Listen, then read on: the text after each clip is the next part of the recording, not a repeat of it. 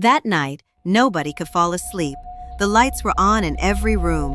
My little brother was crying, even though he didn't understand what was happening. Our parents called all my friends, but no one knew where their unruly daughter had gone. They decided that if I didn't show up by morning, they would call the police. The last thing I remember is a huge argument with Leoka. We were walking in a small group when we started bickering over something trivial. Leoka got really angry, but he only aimed his anger at Leoka. Leoka is a sensitive one. Any harsh word sets him off. He grabs some kind of metal object, and after that, my memory is blurry. I recall flashes of strikes, pain, the taste of blood. Even remembering it makes me sick. I can't recall what happened before that moment. I only woke up, somehow, in my own apartment. Maybe my feet brought me there by habit. In the morning, my parents, on their way to the police station, were silent the whole way. The sky was gray, puddles on the street, people walking by with serious faces. Everything looked dull and lifeless.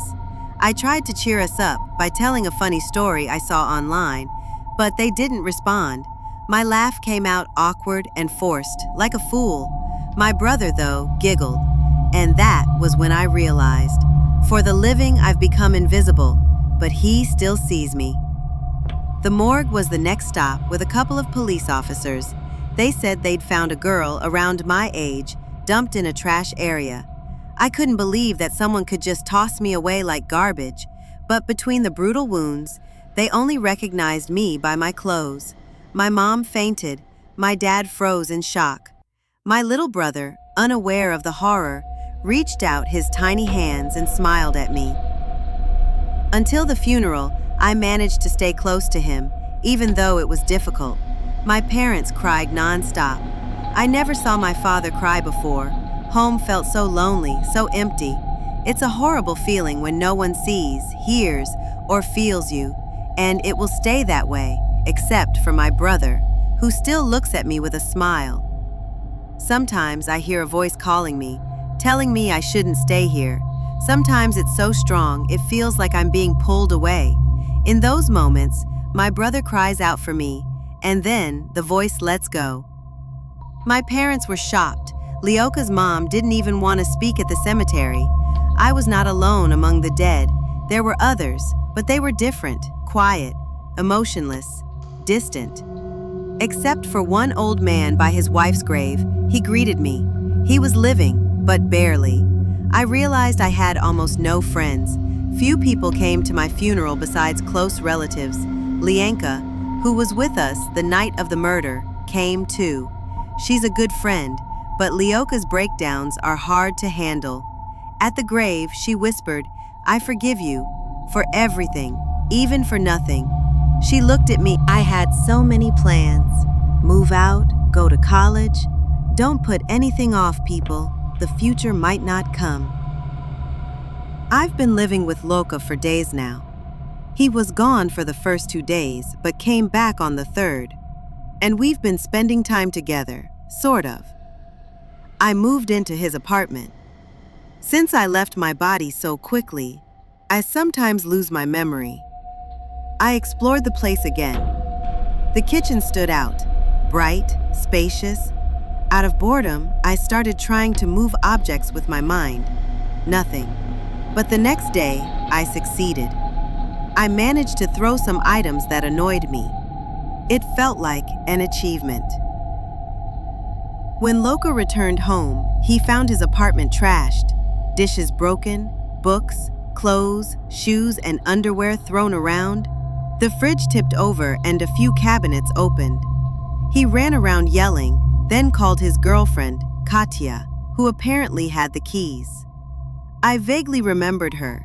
She never appealed to me. She dressed maturely but acted like a child. Loka cursed at her over the phone, but let her explain. Turns out, she'd missed him during his trip and chased him to Murom, when she meant to go to Ufa. Loka laughed hard at her foolish mistake. He thought about involving the police, but decided against it. Until the murder case closed, staying quiet was safer. That night we slept, or he did.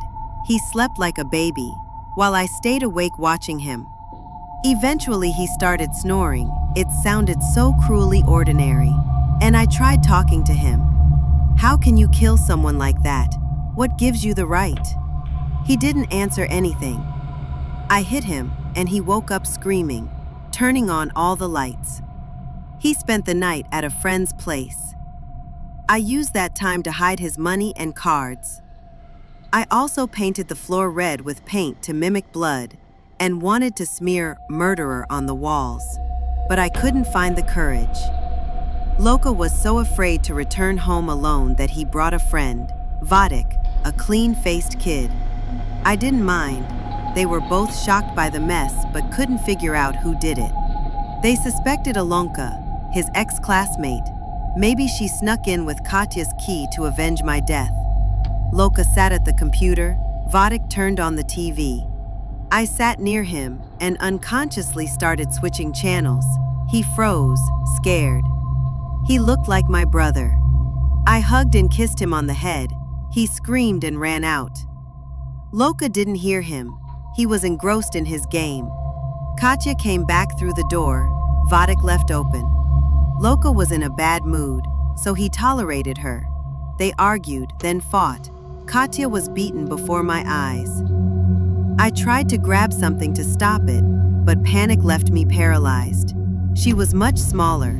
He threw her around and yelled threats. Finally, He hasn't logged in today.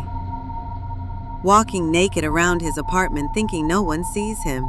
Katya came back in the evening. They hugged and kissed. She gasped, "Who is she?" Yaka looked at me and at Katya. I laughed, unsure if she could see me. She freaked out and left. I locked the door from outside and threw the keys into the snowbank. Yaka can't get out. He's locked in, without keys or phone. He bawled and ran around all day. Furniture got hit. At night, he calmed down and saw my VK message. "Hi, how are you? I'm fine. Hope to see you soon. I think of you every day, and you don't notice me. That's sad. But don't worry, I'll fix that." Katya had dumped him for me, or so she said.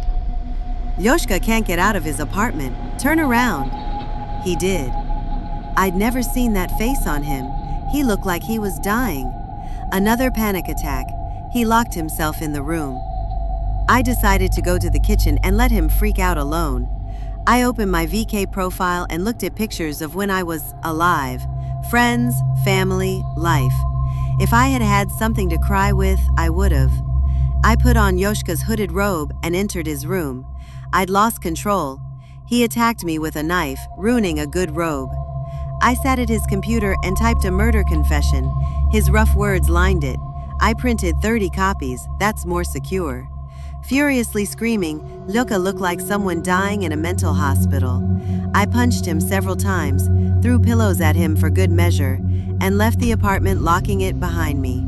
I didn't want people to think he killed himself. As I descended the stairs from the 5th floor, Luka was already lying motionless, frozen to death.